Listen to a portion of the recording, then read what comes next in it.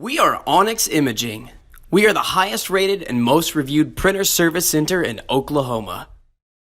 Hey there YouTubers, it's your girl Brett over here at Onyx. Today I'm going to show you how to change your toner cartridge, and I'm working with an HP LaserJet Pro MFP-M426fdw. So first thing you want to do is open your front hatch. The button's over here.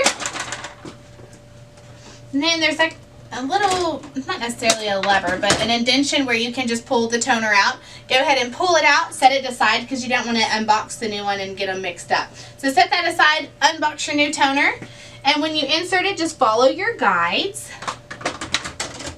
Once you hear it click, you know it's in there, then shut your front hatch and you're good to go. This printer, it takes a 26A, which is your low yield, or a 26X, which is your high yield.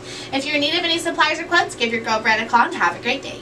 Thank you for watching. If you're interested in how you can receive free labor on all of your service calls, as well as how to qualify for free printer upgrades, contact us today. We are here for all of your printer and office supply needs.